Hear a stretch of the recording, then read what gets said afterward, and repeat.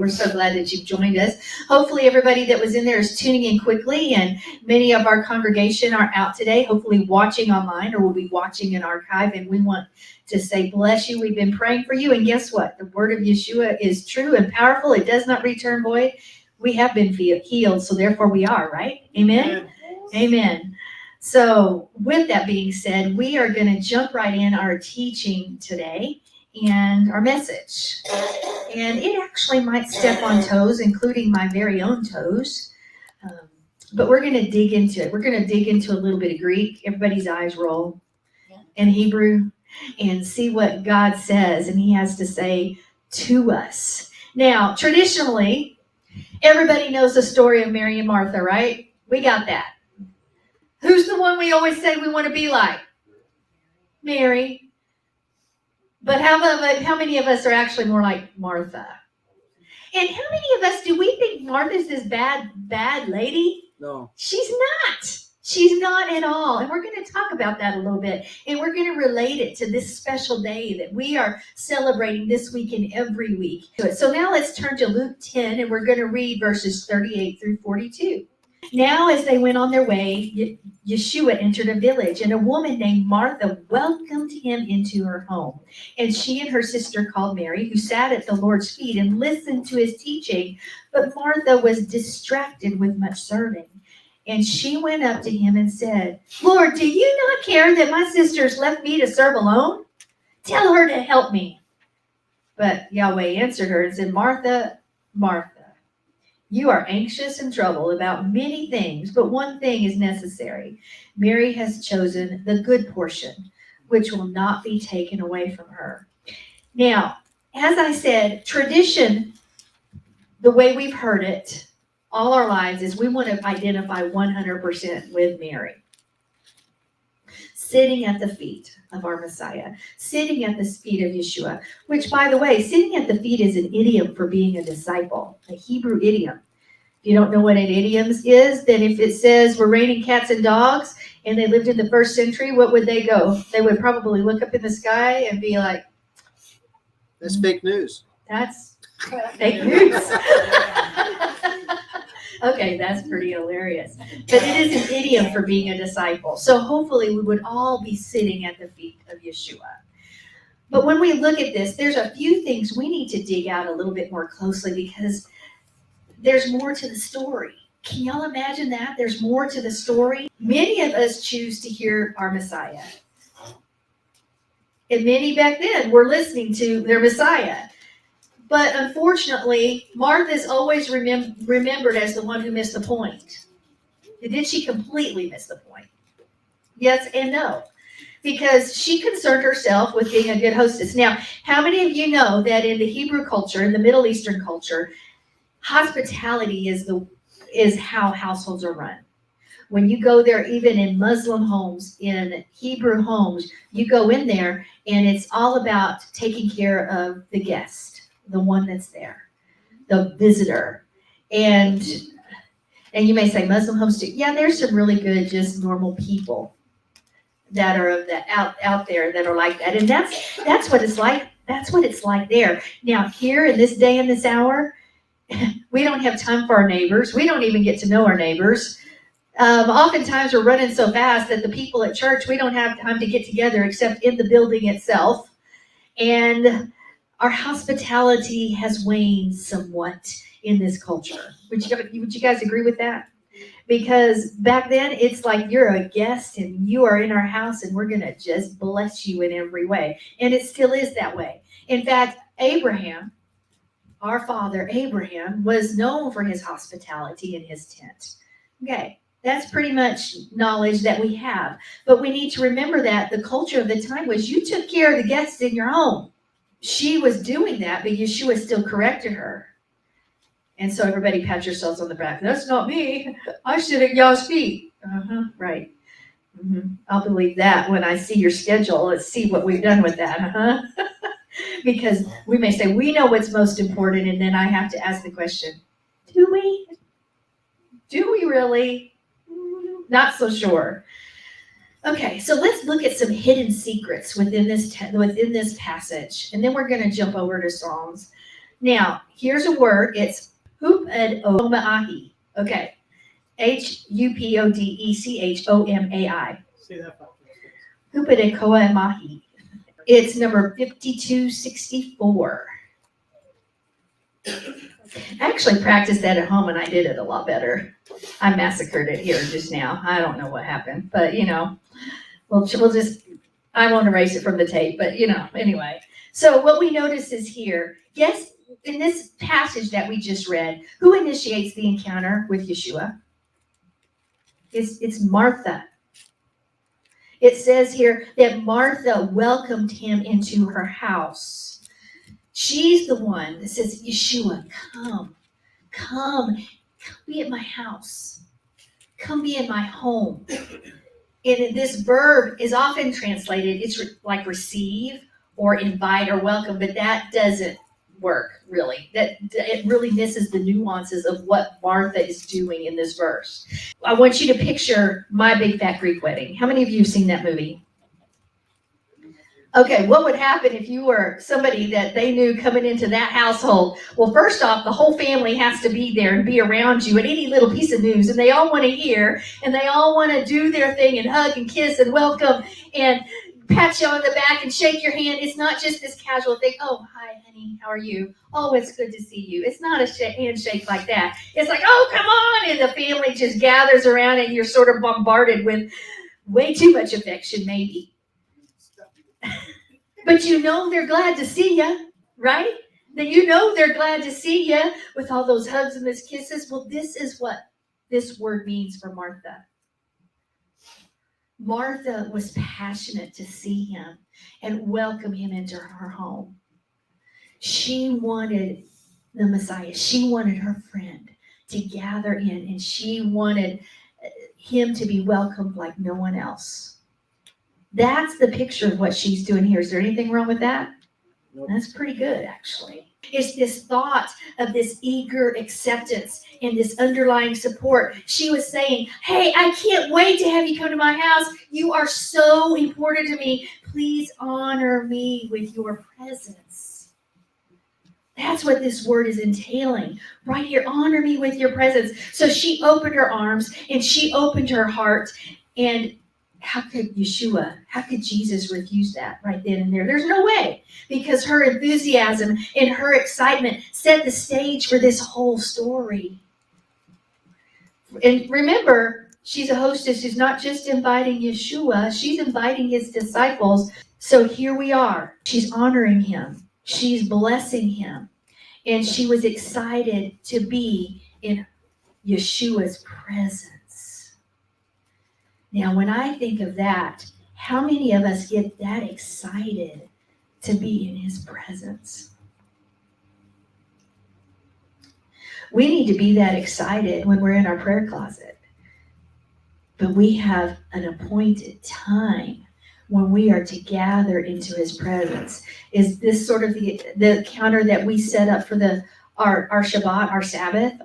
We are like, oh, it's go to church, man, I'm so tired. I just like to sit here and rest. Oh, really? Well, I wonder if they're going to do the music I like. It's like, oh, I wonder if who's doing the Bible study, who's doing the Torah portion, who's doing. Okay, we'll go. Does that sound like you're excited to be in his presence? But in reality, have any of those kind of thoughts ever crossed your mind? Oh, y'all don't shout me down right now. Okay, even today, did anybody think, I'm really tired, I'd really like to stay home? Yeah, I did. We got some honest people. The pastor himself said, hey, that's me. We need to be a little bit like Martha, knowing that he set for us this appointment, and we're so excited that we just hug him and kiss him and sing to him because he's enthroned in our praises, and we gather together just like that big fat Greek wedding family, hugging on each other and loving on him. Would that change the atmosphere every time we come together if we greeted one another like that? I think it might change our services even. think it might change the outlook we have week to week when it comes time at that appointed time to come together, or his appointed feast, if we took that kind of attitude. So maybe Martha has it right there. The next word we want to look at is parakathazomahi. Okay, that one I did right. But I just practiced it right then and there before I said it in my head. Parakathe, Zomai. Number 2516. So here's another picture, but this one describes Mary. Okay? And this word means, as I said before, to sit beside someone. And as I said, it's an idiom to be a disciple. It's putting yourself in this position of devotion over the arrival of a special guest. It's this idea that you want to pay homage and you want to give reverential attention to someone. Wow. To be in a position of devotion or worship to someone, to pay homage or reverential attention to someone, to be the disciple, the one that sits at Yeshua's feet. Mary sat down near the feet of Yeshua. She's not bustling with excitement over the arrival of a special guest right now. She chooses this different kind of expression to welcome Yeshua. She wanted to be in the presence of the teacher. So she puts herself in this position of a disciple, of a pupil, of a student, which was not heard of in the day. Not of a woman, but she's sitting on the floor right next to him. Have you ever just wanted to sit right beside your spouse, next to them? You don't even necessarily have to say anything, but just the close proximity brought comfort, and it felt good. You don't know that feeling until you no longer have it anymore. But there's something comforting. I like having my husband in my house and around me. It doesn't happen often enough for me because he works very hard, but there's something very comforting when I know he's right there, even if he's snoring. Doesn't always make me happy, but As long as he's not snoring on the show. That's true. Tammy says as long as he's not snoring on the shows. But here we have Mary. Mary chooses this closeness over these welcoming hugs. Is there anything wrong with the hugs? No, but it's expressed differently. And Martha has all these tasks she's needing to take care of, and that's the focus of the story. But maybe there needs to be a combination of Martha and Mary. Many say one reflects Judaism. It reflects Judah. The other is going to reflect Ephraim, or the rest of us, right? The 10 lost tribes are represented in both of these people. Maybe we need to be a little bit like both of them. Imagine greeting one another and being so excited, knowing that we get to come together and unite, and we get to praise him, and we get to see what he has, and let the words of knowledge and the prophetic flow. Let healing and deliverance come. Let the gifts of the Spirit flow between us and among us as the body ministers to the body, and at the same time listening intently and quietly, at times sitting at his feet and worshiping him with everything we have. Giving this reverential attention. Imagine if we put now both 1 and 2 in place every time we came together. Wow. Now, we have a third word here, perisapho, and it is spelled P-E-R-I-E-S-P-A-O. Okay, and this is the third word I want to look at, because here this verb is translated as distracted, that Martha was distracted. Really, if you dig into this word a little bit more closely, it's about breathing. What? What are you talking about? I didn't say breathing. Remember, you got to look into the text. Okay, because spao is this word to pull or to draw out and to breathe. And then you add the prefix peri, and you get this sense of being pulled or drawn out in all different directions all at the same time. Oh my goodness, have you ever felt that? Drawn in a whole bunch of directions all at the same time. What does it make you feel like when that happens in your life? What'd you say, Liz? You Yeah, yeah. Because do the demands of life, have they pulled you in a whole bunch of directions all at the same time? And you're like, okay, which one do I tackle first? Which fire do I put out first? Which thing do I deal with first? Because they all need my attention right now. I felt like that. But here we have this idea of being pulled or drawn in all different directions all at the same time. It's like you're trying to breathe in and out all at the same time. Anybody want to try that? Breathe in and out at the same time. It doesn't work, does it? We can't do it because all that's going to happen when you do that is you're going to, and no, that's just a demonstration. All right. You choke. You're gasping for air. You're choking because there's something about the rhythm of your breathing and life that's been disturbed. The flow has stopped. So this word, perisfaho, means like choking or gasping. Like I said, it says distracted, but we have this picture of Martha is trying to do everything all at the same time. So much so that it's almost as if the whole natural rhythm of things is disturbed. Now, I want to give you a book, Body by God by Dr. Ben Lerner. This is very good, and we all need to remember this statement. He says, if you do not schedule your time, you will find that you have no time to schedule. I'm going to say that again. If you do not schedule your time, you will find you have no time to schedule. It's a matter of your priorities. But I know that we need to go deeper. We need a deeper spiritual encounter with Yeshua. But how does that happen? Do we just go, how many of you said, oh, I want to go deeper with God. I want to know him better. I want to see his power move in my life. I want it to just happen. Or is it going to take something from you? Yes, exactly, Stan. It's going to take effort from you. It's going to take that time that you set apart, hopefully each and every day, at the beginning of your day, that you have made an appointment with him.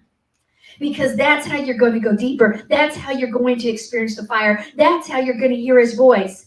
But we have to make the appointment. We have to set it up.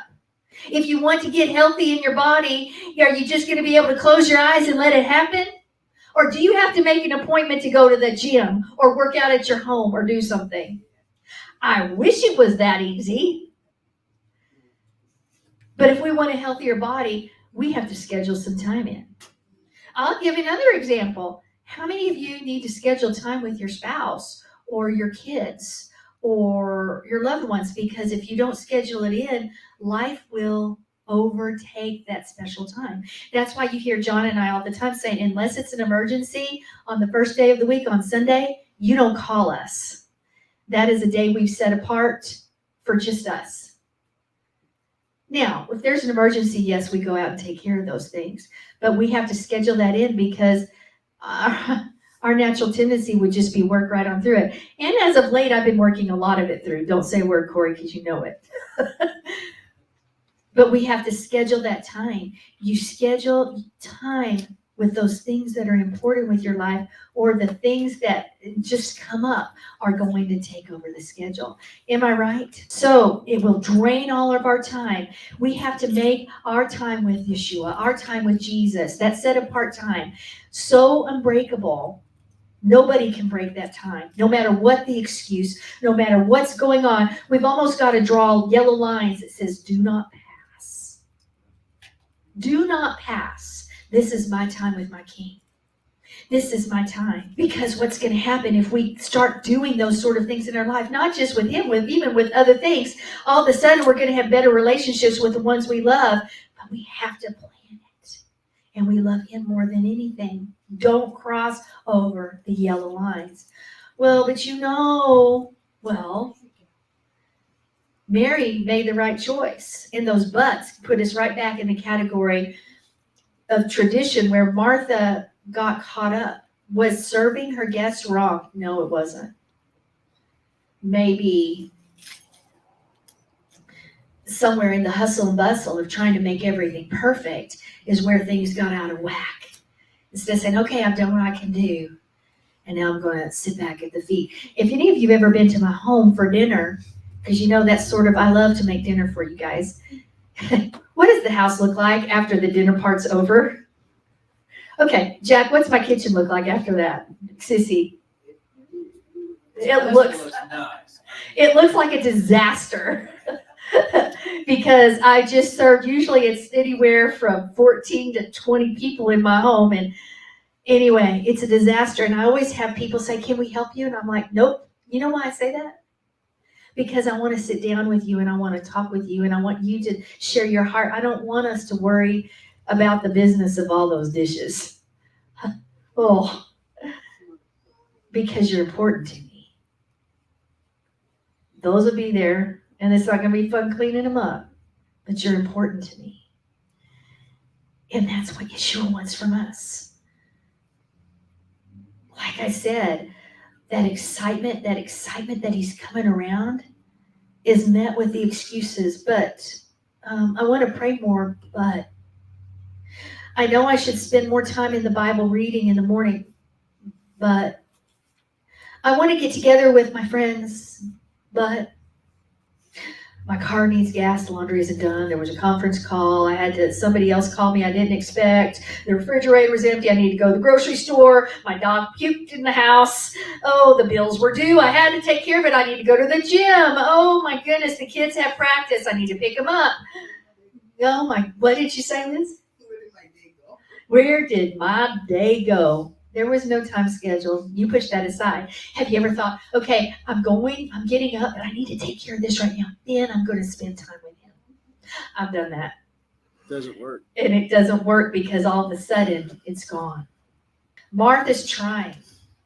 She knows she's trying. Yah knows you're trying. She's trying to keep all the balls in the air. She's trying to meet the expectations of everyone who's there, all at the same time. She's trying to breathe in and breathe out. She is trying to be the first century super mom. Okay? She knew what she needed to do to make her guests feel welcome, and so she goes about doing it. But in her effort to do the number one thing, which was to please Yeshua, that perfection came around, and something happened in her zeal to make everything right. She stopped the flow and she stopped breathing. She began to choke on everything else, not literally, but on all the activity that she lost sight of the goal. Sit at his feet. We lose sight of the goal. We remember all of a sudden when we get to him, I want to be in his presence. I want to hear his voice. I want to know what I'm supposed to do in the days ahead. I want to be so intimate with him that I hear his whisper. I want to be healed and made whole and delivered and set free. See, Martha tried to control everything. It started off good, but then this control thing happened. And it's like building this dam of water. That's what control is. You want to contain the water so nothing flows. But as I know, you and I want the living water, right? We desire that word to flow. Yeshua is meant to flow where the Father decides. His word is meant. He is the word made flesh. And that's what's supposed to happen. We want the word of God. We want his living water to flow into the crevices of our life. We don't want to dam it up because we're controlling. Rabbi Judah Hungerman said, there is the all and the nothing.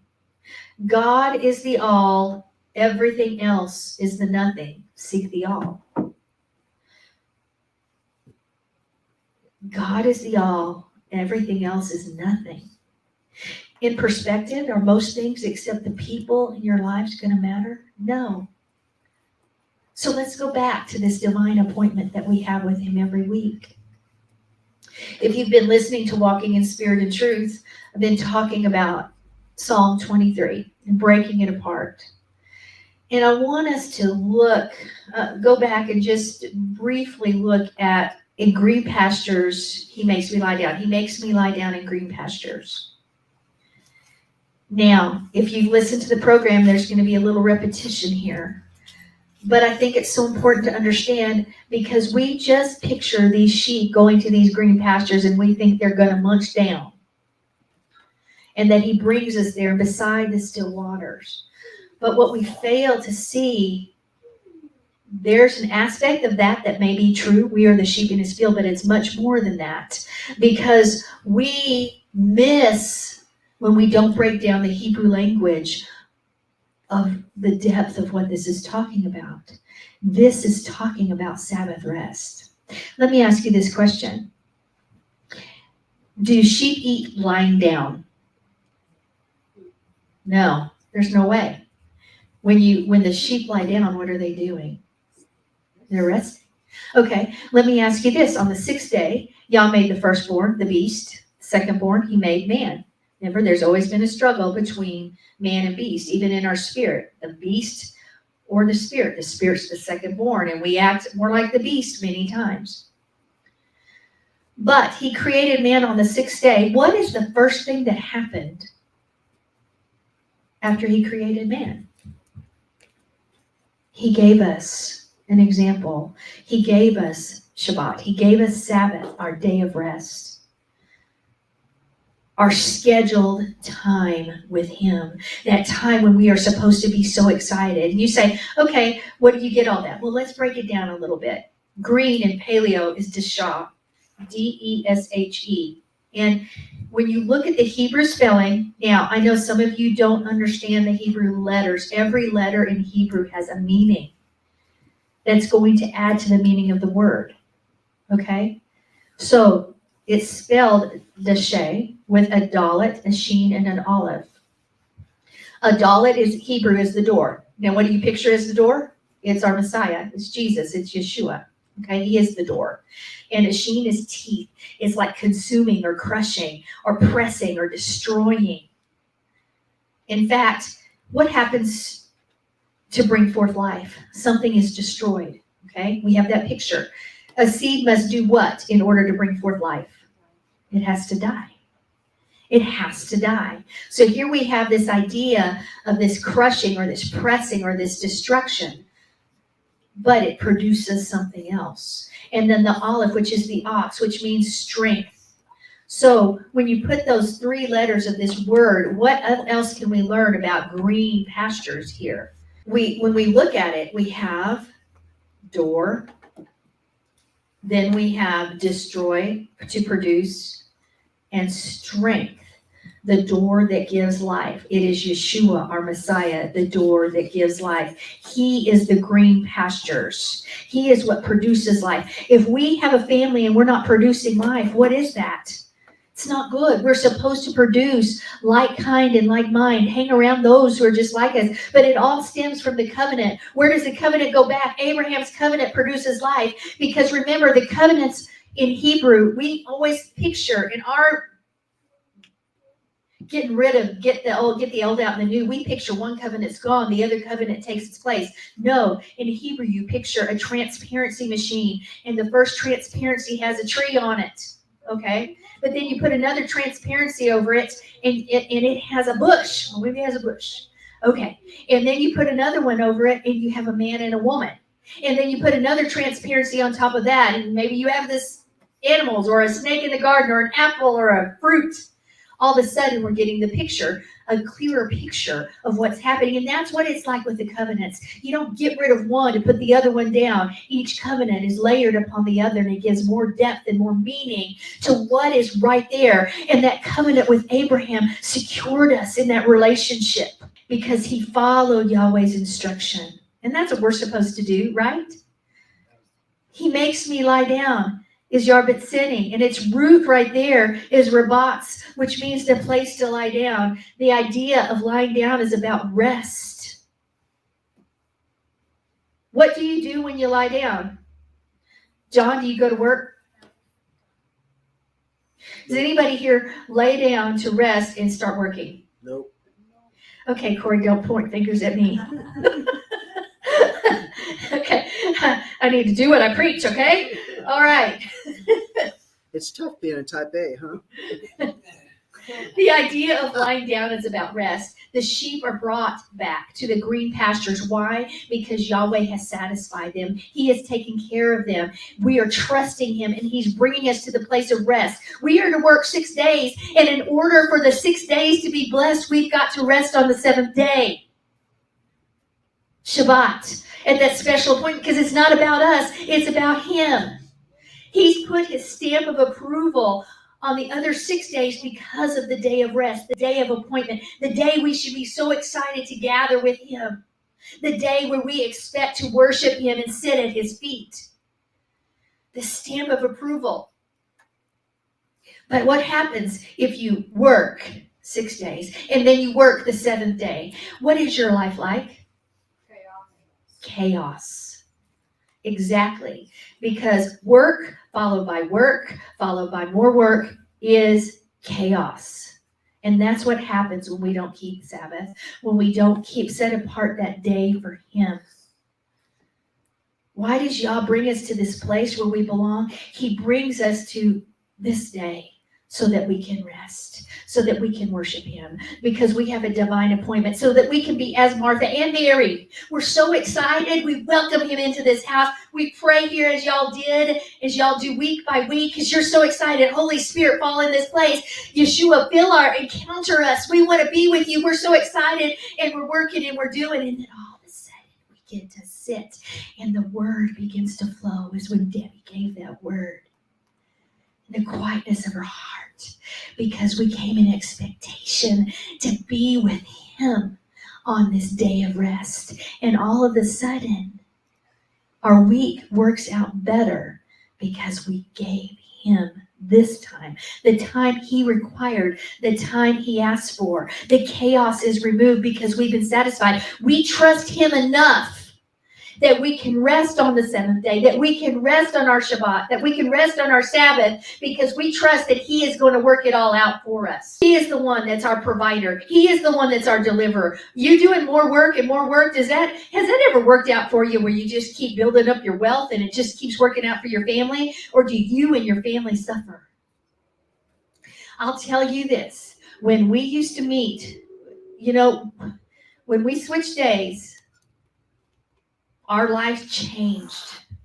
We were always known as, you've heard me say this, always known as the church who worshiped a lot and who followed God's word, his instructions, his word. That's a good thing.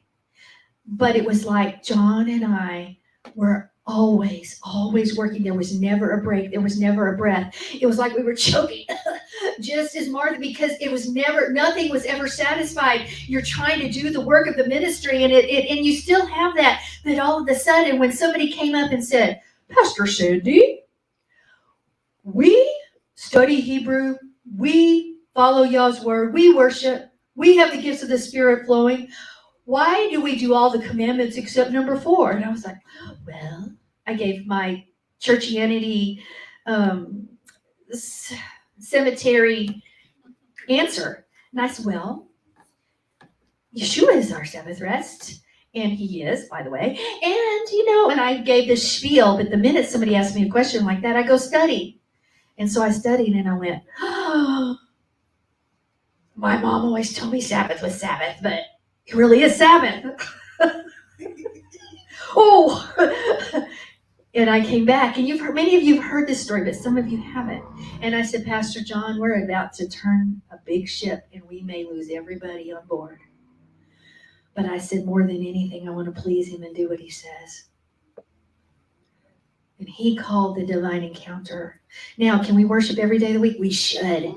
Can we meet on Sunday? Absolutely. Can we meet every other day of the week? Absolutely. But we need to meet on the seventh day to, number 1. And our lives changed. Yeah, most people jump ship.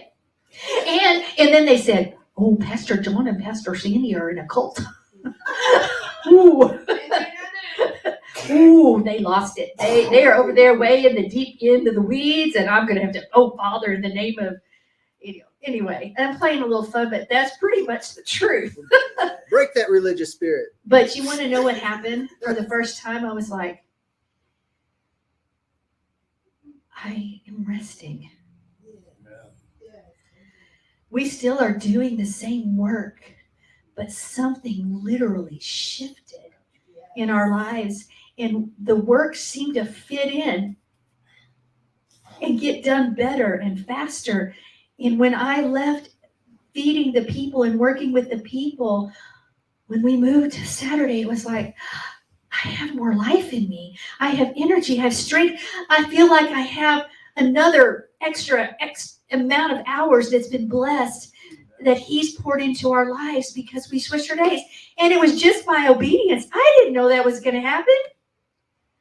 But something changed because we began to understand that the green pastures that he's called us to, we gather there to rest because he's satisfied us. He's controlled and removed the chaos from our lives. And he says, this is my set apart time with you, Mary, Martha. I have something special for you. There's a word you need to hear. There's something I want to do. And we say, Father, I just want to burn for you on the altar. I want to burn for you. I want to worship you. I want to just love you. And this is all I can do, so I just give it. And we become so excited to sit at his feet. That's where he nourishes us. We've been satisfied so we can lie down and rest with him. He is our life, in that more abundantly. We see in the word over and over where he speaks of rest and comfort and restoring the soul. That's what Shabbat is. That's what Sabbath is. It speaks of our trust and assurance in God that he's going to provide for our needs.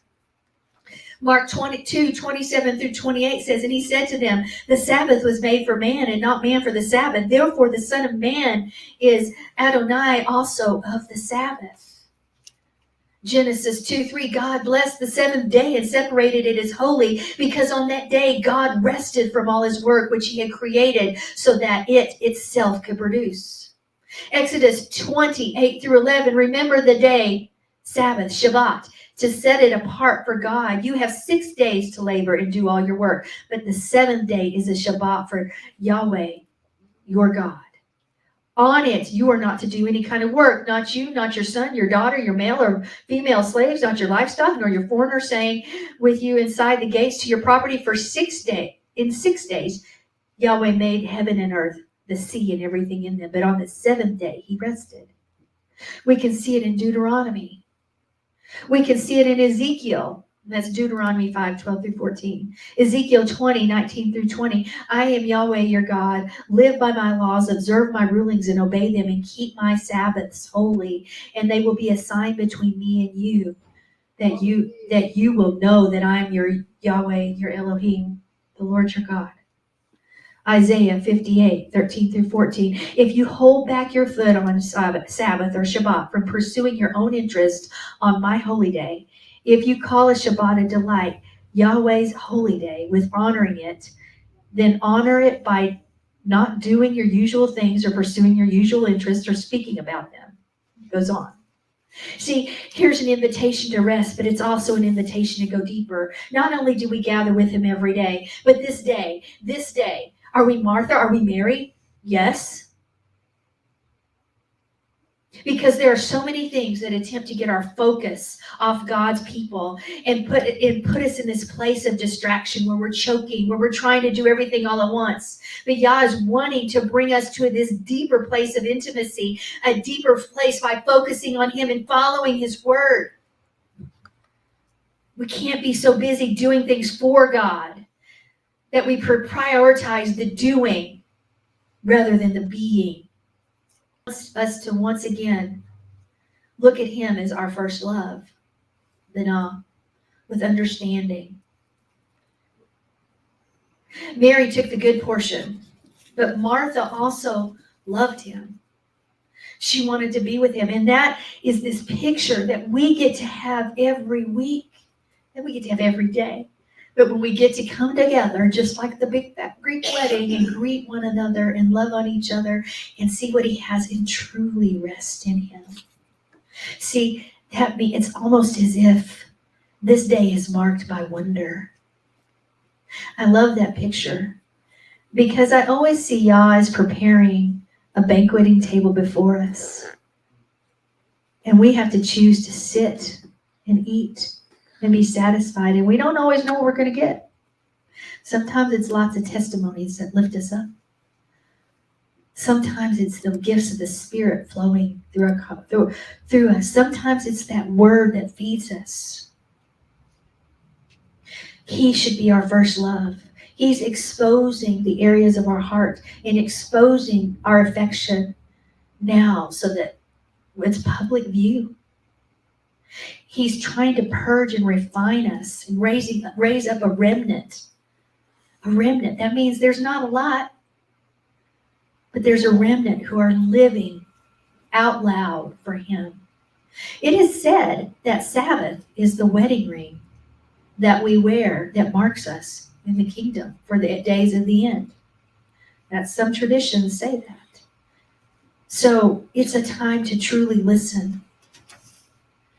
There was a prophecy that was sent out not too long ago, and it says, I prophesy a new world of awe and wonder of who Jesus is opening to you. Prophesy this time of incredible refreshment, healing, joy, clarity in his presence.